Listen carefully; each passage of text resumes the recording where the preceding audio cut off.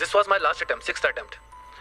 जो गलतियाँ मैंने करी या मेरे तरह मेरे फ्रेंड्स ने करी जिनको टाइम लग गया था, और जो गलतियाँ उन लोगों ने नहीं करी जो वाकई में टॉपर्स हैं, जो फर्स्ट सेकंड अटैम्प्ट में फटाफट क्लियर हो जाते हैं, उनके एक्सपीरियंसेस मैं आपसे शेयर करूँगा। इट विल टेक 15 मिनट्स, लेकिन आप प्लीज़ ध्यान से सुनिए और बिलीव मी, मुझे पूरा भरोसा है उसका बहुत ज़्यादा बेनिफिट होगा आप लोगों को। मुझे लगता है यहाँ पर जो प्रीलिम्स, मेंस और इंटरव्यू 3 स्टेजेस हैं, उनमें प्रीलिम्स सबसे ज़्यादा इंपॉर्टेंट है। मेरे हिसाब से प्रीलिम्स में सबसे ज़्यादा कंपटीशन है। अप्रॉक्स 10 लाख रजिस्टर करते हैं, जिनमें से 5 लाख एग्ज़ाम देने आते हैं। 5 लाख में से 20,000 सिलेक्ट होते हैं मेंस लिखने के लिए, बराबर है। और इंटरव्यू देने के लिए 20,000 में से 3,000 सिलेक्ट होते हैं, राइट। और फाइनल लिस्ट में 1,000 आते हैं। तो आप हिसाब लगा लीजिए, सीसेट एप्टीट्यूड थोड़ा हिसाब लगा लीजिए। 5 लाख में से सिर्फ 20,000, अप्रॉक्स करिए 25 में से एक बच्चा, ठीक है। 20,000 में से 3, बराबर 7 बच्चों में से एक बच्चा। फिर इंटरव्यू में 3,000 में से 1,000 निकलते हैं, यानी 3 बच्चों में से एक बच्चा। यानी अगर हम इंटरव्यू पहुंच जाते हैं तो 3 में से एक तो पक्का ही है, तो चांसेस बढ़ गए ना पास होने के। लेकिन प्रीलिम्स में बहुत कम चांसेस होते हैं। दूसरा ये कि प्रीलिम्स में बच्चे जब फेल हो जाते हैं, जब नापास होते हैं, तो पूरा 1 साल लगता है अगली प्रीलिम्स आने में। लेकिन अगर प्रीलिम्स में पास हो गए तो इमीडिएटली 3.5-4 महीने में मेंस आती है, इमीडिएटली उसके बाद इंटरव्यू आता है। पूरा 1 साल का प्रोसेस कंटिन्यूसली चलता रहता है, तो बच्चे की पढ़ाई चलती रहती है। लेकिन जब प्रीलिम्स फेल हो जाता है बच्चा, तो पढ़ाई छूट जाती है। कोई थोड़ा टाइम घर चला जाता है, कोई रोता रहता है, तो उसमें थोड़ा वो हो जाता है, छूट जाती है, पढ़ाई छूट जाती है। और एक बार पढ़ाई छूट गई, एक बार आप प्रोसेस से बाहर आ जाते हो ना, तो फिर वापस प्रोसेस में आने में ना टाइम लग जाता है। ये बच्चों को रियलाइज़ नहीं होता है। तो मेरा पूरा फोकस ये रहेगा आप सबको बताने का कि प्लीज़ प्रीलिम्स पे फोकस करिए। सबसे ज़्यादा फोकस प्रीलिम्स पे करिए। आप मेंस के लिए द हिंदू न्यूज़पेपर, कितने लोग पढ़ते हैं द हिंदू न्यूज़पेपर? यहाँ पे क्या हुआ, पहले तो एग्जाम तो सब दे रहे हैं, कब पढ़ते हैं बच्चे? बाकी के पेपर्स पढ़ते होंगे। फिर न्यूज़पेपर तो पढ़ते ही हैं। मेंस में सबसे ज़्यादा बेनिफिट उसका मिल जाएगा। लेकिन और मेंस में आंसर जब हम लिखते हैं, फॉर एग्जांपल एस्से का पेपर है, तो किसी ने न्यूज़पेपर नहीं भी पढ़ा होगा, उसकी सोच अच्छी होगी, उसका एक्सप्रेशन अच्छा होगा, तो कुछ ना कुछ तो अच्छा लिख कर ही आएगा। वैसे ही एथिक्स के पेपर में लिख कर ही आएगा। इनफैक्ट पेपर 2 और पेपर 3 जो कि पॉलिटी और इकोनॉमिक्स ज़्यादातर हैं, उसमें भी आप कुछ ना कुछ लिख कर ही आओगे। एजुकेशन पे अगर कुछ आ रहा है तो आप लिख कर आओगे, हेल्थ पे कुछ आ रहा है तो आप लिख कर आओगे। लेकिन इशू ये हो जाता है प्रीलिम्स में आपको चॉइस दी रहती है, या तो आपको वो चॉइस आ रही है या तो नहीं आ रही है, ईदर और ऐसा हो जाता है। तो वहाँ पर डिफिकल्टी बढ़ जाती है। बच्चों को लगता है कि प्रीलिम्स ज़्यादा इजी है, मेंस ज़्यादा डिफिकल्ट है। राइटिंग प्रैक्टिस करते हैं, लेकिन प्रीलिम्स क्लियर ही नहीं होगा तो क्या कर लोगे उस राइटिंग प्रैक्टिस का, है कि नहीं? तो इसीलिए पूरा फोकस सबसे पहले आप प्रीलिम्स पे लगाइए। It won't take more than 4.5 months, 4.5 महीने से ज़्यादा नहीं लगता है। सर आपको डेफिनेटली बताया होगा सर ने इस क्लासेस में।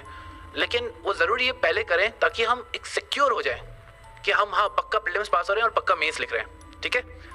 प्रीलिम्स में 2 चीज़ें बहुत ज़्यादा मायने रखेगी। कुछ 5 सब्जेक्ट्स हैं, उनको अगर हम अच्छे से करें, और दूसरा टेस्ट सीरीज उनको हम अच्छे से करें। फॉर एग्जाम्पल 5 मैंने बोला था शुरू में कि 5 चीज़ें आप जरूर पढ़ें, ताकि ऐसा ना हो कि बाकी जो लोगों को आंसर आ रहा है, बाकी जो कैंडिडेट्स को आंसर आ रहा है वो हमें नहीं आ रहा है। अगर ऐसा होगा ना तो पक्का हम फेल हो जाएंगे। हाँ, ऐसा होता है, काफ़ी सारे क्वेश्चन ऐसे डिफिकल्ट आते हैं या कंफ्यूजिंग होते हैं जो काफ़ी बच्चों को नहीं आते हैं, कुछ ही बच्चों को आते हैं। चलेगा, बिल्कुल चलेगा, कोई बात नहीं। 20,000 सीट्स है प्रीलिम्स के लिए, प्रीलिम्स पास होने के लिए। ऐसा नहीं होना चाहिए कि जो सबको आ रहा है वो हमको नहीं आ रहा है, या जो एटलीस्ट 20,000 बच्चों को आ रहा है वो हमको नहीं आ रहा है, ठीक है। पॉलिटी सर ने बताया होगा, क्लास में बताया, Laxmikanth is the best book. आप जस्ट नोट डाउन करिए, क्योंकि इसका बहुत बेनिफिट होगा, बिलीव मी, आप भरोसा करिए, ठीक है। पॉलिटी लक्ष्मीकांत में से पढ़िए, आपने क्लासेस की है, अब आप पढ़ सकते हैं। लक्ष्मीकांत में भी जो टेबल्स होती हैं, कितने लोग लक्ष्मीकांत को फॉलो करते हैं यहाँ पे? सभी करते हैं, चलो अच्छी बात है। ये तो लक्ष्मीकांत में टेबल्स दी रहती हैं। टेबल्स इतनी अच्छी तरह से करिए आप, इतनी अच्छी तरह से करिए, क्योंकि टेबल्स में ही सार है सबका। टेबल्स में क्लियरली समझ में आता है क्या डिफरेंस है ऑर्डिनरी बिल में, मनी बिल में। पढ़ा हुआ है ना लक्ष्मीकांत थोड़ा बहुत? हाँ पढ़ा है ना, एग्जाम्पल समझ में आएंगे ऑर्डिनरी बिल, मनी बिल अगर मैं दूंगा तो। टेबल्स रहती है लक्ष्मीकांत में, उसमें सब समझ में आ जाएगा। उनको बहुत अच्छे से फोकस करिए, लक्ष्मीकांत को कवर टू कवर अच्छे से पढ़िए। देखिए प्रीलिम्स में 18 क्वेश्चन, 100 में से 18 क्वेश्चन अगर पॉलिटी में से आ रहे हैं, कितना हुआ? 18%, अराउंड 1/5, बराबर है कि नहीं? अगर वो 18 क्वेश्चन मैं बुक में से पढ़ के 18 के 18 सॉल्व कर सकता हूँ, तो इससे बेहतर क्या हो सकता है? हम सारा साल न्यूज़पेपर पढ़ते रहेंगे, करंट अफेयर्स पढ़ते रहेंगे, इंपॉर्टेंट है, लेकिन उनमें से जो क्वेश्चंस आएंगे, आपने इतना सारा पढ़ लिया, रिवाइज एकदम कम किया है, तो सॉल्व नहीं कर पाते। लेकिन लक्ष्मीकांत एक बुक है, उसको बार बार पढ़ने से क्वेश्चंस हम डेफिनेटली सॉल्व कर सकते हैं। आप आपको अगर यकीन नहीं हो रहा होगा मेरी बातों का, तो आप घर पे जाकर पास्ट ईयर क्वेश्चंस चेक करिएगा और फाइंड आउट करिएगा कि ये लक्ष्मीकांत में कहाँ पर है, आपको डेफिनेटली मिलेगा। ठीक है, उसके बाद आते हैं मॉडर्न हिस्ट्री। मॉडर्न हिस्ट्री के लिए स्पेक्ट्रम की बुक अच्छी है, एनसीईआरटी अच्छी है, कोई भी पढ़िए। मैं प्रेफर करता था मॉडर्न हिस्ट्री के लिए spectrum by Rajiv Ahir, IPS officer. वो बहुत बढ़िया बुक है, स्पेशली उसमें हर चैप्टर के पीछे समरी दिया हुआ है। आप उस समरी का जेरोक्स अलग से अपने पास रखिए, बुक में रहने दीजिए, उस समरी का जेरोक्स अपने पास रखिए, उसको बार बार रिवाइज कीजिए, तो आपको एक क्रोनोलॉजी समझ में आ जाएगी। ठीक है, मैं ये आपको इसीलिए बता रहा हूँ क्योंकि देखिए पेप टॉक जो मोटिवेशनल स्पीचेस हैं, जो आपका मनोबल बढ़ाए, ऐसी स्पीचेस हम देंगे, टॉपर्स देंगे, लेकिन प्रैक्टिकल जो है बच्चे यहाँ से सोच के चले जाएंगे, लेकिन प्रैक्टिकल जब वो पढ़ाई करने बैठेंगे ना तब उनको बहुत दिक्कत आएगी। तो इसीलिए मैं आपको डायरेक्टली वही बता रहा हूँ जो आपको इस एग्जाम में सबसे ज़्यादा फायदा देगा। ठीक है, मॉडर्न हिस्ट्री के लिए आप स्पेक्ट्रम करें, मेरे हिसाब से वो बहुत अच्छी है। अगर 7-8 क्वेश्चन आते हैं तो डेफिनेटली 8 में से 6 उसमें से हो ही जाएंगे अच्छे से पढ़े तो। ओके, फिर आता है एनवायरमेंट। एनवायरमेंट के लिए 12th क्लास की बायोलॉजी की एनसीईआरटी जो है उसका एक सेक्शन है इकोलॉजी, वो करें। अगर वो नहीं करना है लोगों को तो आईसीएसई की 9th और 10th की किताब आती है, वो करें। इन दोनों में से कोई भी कर लिया एटलीस्ट बेसिक एनवायरमेंट अच्छे से होगा। ठीक है, उसके अलावा करंट्स आता है, आपको वो न्यूज़पेपर में से करना पड़ेगा। 4th geography. ज्योग्राफी के लिए 6th to 12th एनसीईआरटी अनिवार्य है, अच्छे से करना है, धीरे धीरे करना है। उसमें जो की किसने देखी ना, अब बच्चों आपने देखी होगी 6th और 7th की एनसीईआरटियाँ देखिए कि सीधा 11th 12th की उठाते हो। 6th और 7th की उसमें वो बंटी बबलू वो कार्टून फिगर्स रहते हैं, वो क्वेश्चन पूछते हैं, कभी उन क्वेश्चंस पे ध्यान देना, वो क्वेश्चंस बहुत इंपॉर्टेंट रहते हैं। वो आपकी एक थॉट प्रोसेस डेवलप करेंगे कि यार ये क्वेश्चन हमने क्यों नहीं सोचा, पर वो आपको सोच के दे रहे हैं ताकि आप उस पर सोचें और फिर आंसर निकालें। और आप बिलीव नहीं करोगे, आप क्वेश्चन देखोगे ना यूपीएससी में, उनमें से क्वेश्चन है, आप बिलीव नहीं करो, आप एक बार चेक तो करिए जाकर। ठीक है, तो ज्योग्राफी की 6 to 12 एनसीईआरटी जरूर करेंगे, यानी जरूर करेंगे। ठीक है, मैपिंग पे ध्यान देंगे आप। मैपिंग पे आजकल 8 क्वेश्चन आ रहे हैं, 8 क्वेश्चन बहुत मायने रखते हैं, और मैपिंग एक बार पढ़ा हुआ है तो इमीडिएटली अगर याद आ गया एशिया में सीरिया कहाँ पर है, म्यांमार कहाँ पर है, कैसे जुड़े हुए हैं, ठीक है, स्पेशली एशिया का मैप, तो फटाफट क्वेश्चन सॉल्व हो जाएंगे। तो मैपिंग एशिया पर ज़्यादा फोकस करेंगे, India as well as Asia. ठीक है, के सिद्धार्था की बुक आती है वर्ल्ड मैप पे, और प्रेम पटेल की बुक आती है इंडियन मैप्स पे, वो आप रेफर कर सकते हैं, मैपिंग ईजी हो जाएगी। ठीक है, 5वां इकोनॉमिक्स। इकोनॉमिक्स में शंकर गणेश IRS ऑफिसर है, उनकी बुक है। स्पेशली जो इंजीनियरिंग बैकग्राउंड से नहीं है उनके लिए शंकर गणेश बहुत अच्छी है। जो इंजीनियरिंग बैकग्राउंड से है मैं उनको कहूँगा mrinal.org पे वीडियोस है, या सर की क्लास में बढ़िया हो जाता है, कहीं पर भी आप पढ़िए। इकोनॉमिक्स बहुत इंपॉर्टेंट है, इकोनॉमिक्स में से काफ़ी क्वेश्चन आते हैं, 15 क्वेश्चन आ जाते हैं। तो मैंने क्या सब्जेक्ट्स बताया, मैंने 5 सब्जेक्ट्स बताया आपको, polity, history, economics, environment and geography. कुछ भी हो जाए आप पहले ये 5 सब्जेक्ट अपने हाथ में रखिए, ये बेसिक सब्जेक्ट्स हैं। ये अगर नहीं आ रहे हैं तो हम पक्का फेल हो जाएंगे, बाकी आए नहीं आए ठीक है, ये नहीं आ रहा है पक्का फेल होंगे। तो ये 5 सब्जेक्ट अच्छे से करिए। मैंने आपको बुक्स बताई है, मैंने आपको ये भी बताया कि उन बुक्स को कैसे पढ़ें। पॉलिटी में टेबल्स पे ज़्यादा ध्यान दें, हिस्ट्री में स्पेक्ट्रम पे ज़्यादा ध्यान दें, ज्योग्राफी में वो जो क्वेश्चन है उन पे ज़्यादा ध्यान दें। ठीक है, ये पहला रूल। दूसरा रूल है टेस्ट सीरीज। टेस्ट सीरीज इतनी ज़्यादा ज़रूरी है, बहुत ज़्यादा ज़रूरी है।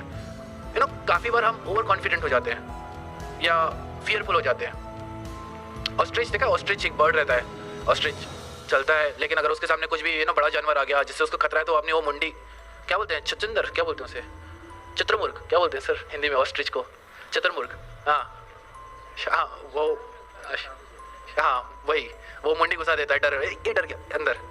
ऐसा नहीं करना है, ये जनरली बच्चों में मैंने देखा है, मुझ में भी था, बिलीव मी। टेस्ट कब देना है यार, एक बार पूरा बुक कंप्लीट हो जाए, एक बार पढ़ लो उसके बाद टेस्ट देना है। ये प्रोक्रेस्टिनेशन, ये वो हमने पोस्टपोन कर देनी चीज़ें क्योंकि हम डरते हैं, हमें डर लगता है।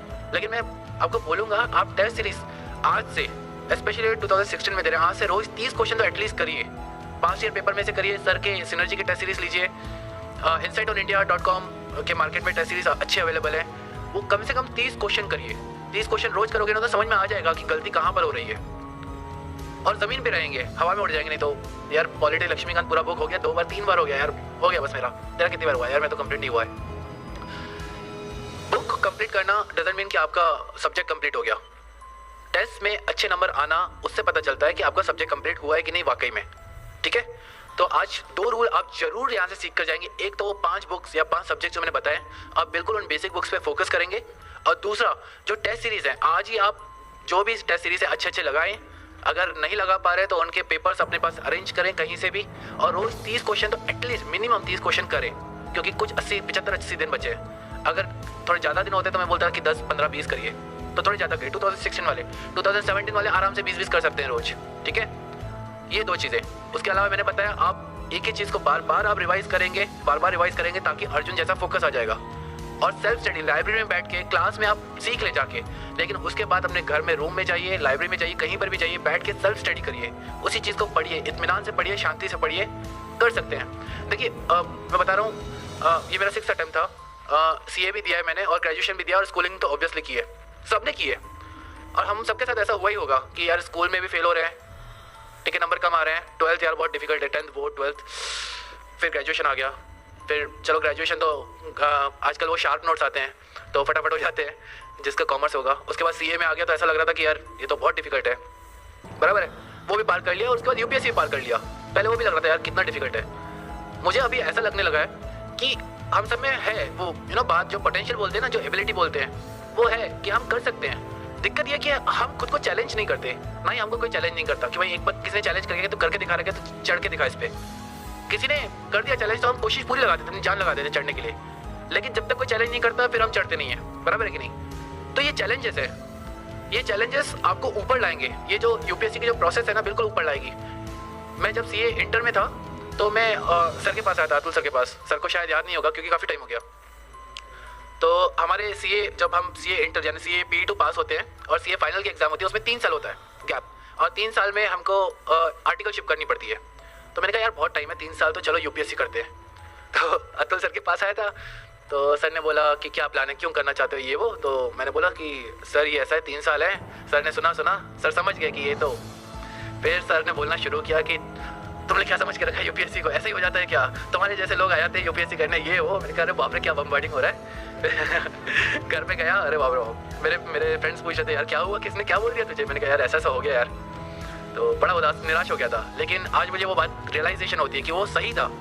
सिंसियर एफर्ट्स और ऑनेस्टी अपने पढ़ाई के प्रति, कि एक गोल है, देखो डिफिकल्ट नहीं है, मैं ये नहीं बोलूँगा ये रॉकेट साइंस है। ज्योग्राफी यार बच्चे पढ़ रहे हैं यार, 12th क्लास के बच्चे पढ़ रहे हैं, 6 to 10 वो हमको पढ़नी पड़ रही, तो क्या डिफिकल्ट है क्या? नहीं है, डिफिकल्ट नहीं है, बिलीव मी। लेकिन वास्ट बहुत है, इतना वास्ट है ना, इतना वास्ट है कि आप एक सब्जेक्ट उठाते हो, जब दूसरा खत्म करते हो, तीसरा खत्म करते हो तो पहला भूल जाते हो। तो ऐसा होता है। तो आपको कंटिन्यूसली उसको बार बार रिवाइज करते रहना ताकि हमको याद रहना वास्ट सब्जेक्ट्स। तो आराम से बैठ के लाइब्रेरी में सेल्फ स्टडी करेंगे, बार बार रिवाइज करेंगे और छोड़ेंगे नहीं। जिद पकड़ लेना, करना है करके रहेंगे।